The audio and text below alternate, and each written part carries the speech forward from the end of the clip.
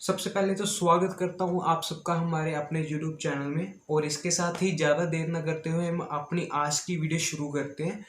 तो आज की जो हमारी सबसे पहली न्यूज़ आ रही है वो स्टॉक मार्केट से ही है। स्टॉक मार्केट जो सनसेट है वो आज 206 पॉइंट हाई पे गया है। आज सारा दिन मार्केट पॉजिटिव में ही रही है। और निफ्टी 50 की बात करते हैं, वो भी आज पॉजिटिव में देखा गया। 98.35% वो पॉजिटिव में रहा है। आज मार्केट काफ़ी अच्छी स्टेबल रही है, ग्रो किया। आज मार्केट ने काफ़ी अच्छा रिस्पॉन्स किया है। तो और आगे भी ऐसे रिस्पॉन्स करते रहे। और इसके साथ हम अपनी अगली न्यूज़ की तरफ बढ़ते हैं। अगली न्यूज़ जो हमारी आ रही है वो आ रही है LIC की तरफ से, जो इंडिया का लार्जेस्ट इन्वेस्टर इंस्टीट्यूट है। इक्विटी फंड्स में सबसे ज़्यादा इन्वेस्ट करने वाला इंस्टीट्यूट है, LIC है। उसने कई कंपनियों में अपना स्टेक कम किया है। ये डिसीजन उन्होंने इस बेसिस पे लिया है जिन्होंने ऑल टाइम लो मतलब 3.5% से जिन्होंने इस क्वार्टर में कम परफॉर्म किया है, इससे कम अपनी ग्रोथ दिखाई है, उनमें से कंपनी ने अपना स्टेक कम कर लिया है। और कंपनी ने टोटल टोटल 69 कंपनीज में से अपना स्टेक कम किया है जिनके पिछले साल की ग्रोथ 20% से कम रही है। और NSE में ऐसी 79 कंपनीज हैं जिनमें से जो LIC है उसने अपना स्टेक बढ़ाया है। ओके। और इसके साथ ही अगर हम बात करते हैं डोमेस्टिक इंस्टीट्यूट फर्म्स की और म्यूचुअल फंड्स और जितने भी बाकी इंस्टीट्यूट आ जाते हैं, उन्होंने पिछले साल करीबन 1.3 ट्रिलियन रुपीस इक्विटी मार्केट में से निकाल लिए हैं। मतलब जो भी इंस्टीट्यूट हैं वो अपना पैसा बाहर निकाल रहे हैं इक्विटी मार्केट से, डर रहे हैं। इसी कारण लॉसेस से बचने के लिए, एक स्टेबल पोजीशन रखने के लिए LIC जो है उसने अपने ऐसा डिसीजन लिया है कि जिस भी कंपनी ने ऑल टाइम 3.9% से कम परफॉर्म किया है, जिसकी परफॉर्मेंस थी लगभग 4% से कम है, उसमें से कंपनी ने अपना स्टेक कम कर लिया है, जो एग्जिट ही हो गई है। ठीक है। इसके साथ हम अपनी अगली न्यूज़ की तरफ बढ़ते हैं। अगली न्यूज़ जो है वो इन्वेस्टर की तरफ से है, जो वैल्यू इन्वेस्टिंग करते हैं। उनका जो ध्यान है अब वो शिफ्ट कर रहे हैं अपना स्मॉल कैप कंपनी की तरफ।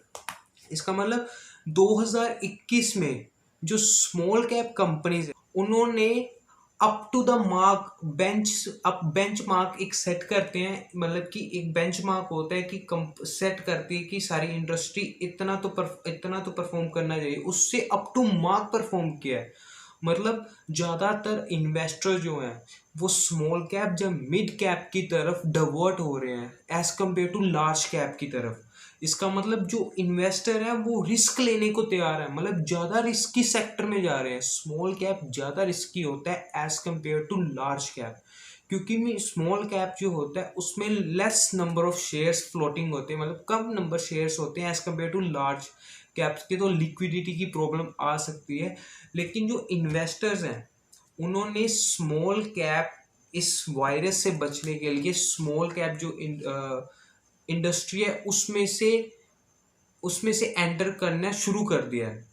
अगर हम नंबर्स की बात करते हैं तो जो स्मॉल कैप इंडस्ट्री है, जैसे BSNL स्मॉल कैप जो है उसने 5% की ग्रोथ दिखाई है। यानी कि पिछले महीने मार्च में पूरा देश लॉकडाउन में था, लॉकडाउन की तदाद में था। हर स्टेट अपने हिसाब से लॉकडाउन लगा रहे हैं, इस जो भी कोरोना वायरस है उसको रोकने की कोशिश कर रहे हैं।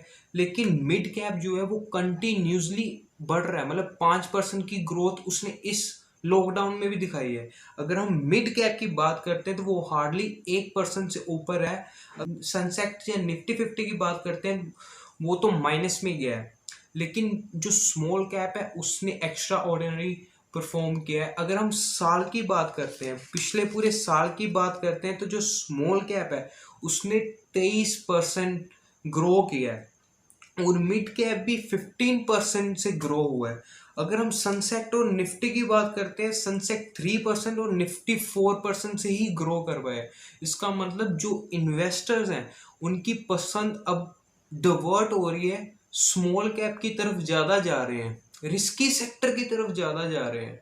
आपको क्या लगता है कि ये जो टर्न ले रहे हैं इन्वेस्टर रिस्की सेक्टर की तरफ ज़्यादा जा रहे हैं, स्मॉल कैप की तरफ as compared to large cap, जो भी डिवर्शन हो रही है, इसका क्या साइड इफेक्ट हो सकता है या क्या बेनिफिट हो सकता है? आपकी क्या राय है इसके में? कमेंट में जरूर बताइएगा। इसके साथ हम बढ़ते हैं अपनी अगली न्यूज़ की तरफ। अगली न्यूज़ जो हमें आ रही है वो आ रही है जोमेटो की तरफ से।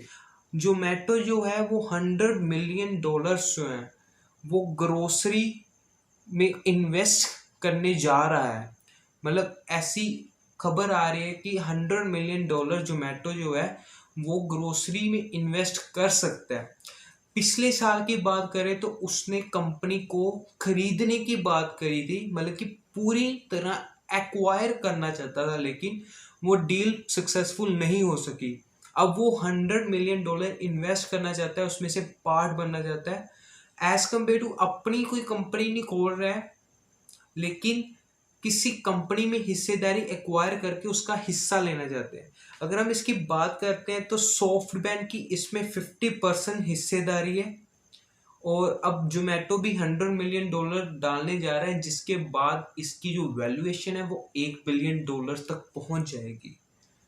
तो आपको क्या लगता है कि जोमेटो का ये डिसीजन सही है या नहीं है? जोमेटो का आईपीओ भी आ रहा है, इनिशियल पब्लिक ऑफरिंग्स भी जोमेटो की आ रही है, तो जोमेटो काफ़ी अच्छे डिसीजन ले रहा है ग्रो करने के लिए, अपने सेगमेंट में एक स्टैंड लेने के लिए। आपको क्या लगता है कि जोमेटो इन फ्यूचर कितना ग्रो कर सकते हैं या फिर इसमें कितना ज़्यादा पोटेंशियल है? और इसके साथ हम बढ़ते हैं अपनी अगली न्यूज़ की तरफ। पूरी दुनिया सामने आ रही है और इंडिया की मदद कर रही है। बहुत सी कंट्री ऐसी हैं जो इंडिया की अब हेल्प कर रही हैं। इसमें हमारी जो बॉन्डिंग है पूरी वर्ल्ड के साथ वो स्ट्रॉन्ग होगी ज़्यादा से ज़्यादा, और इसको ही इंडिया की हेल्प करने के लिए यूके जो है वो वर्ल्ड लार्जेस्ट कार्गो प्लेन से 2 ऑक्सीजन प्लांट एक्सपोर्ट कर रहा है, इंडिया भेज रहा है, आने को तैयार है।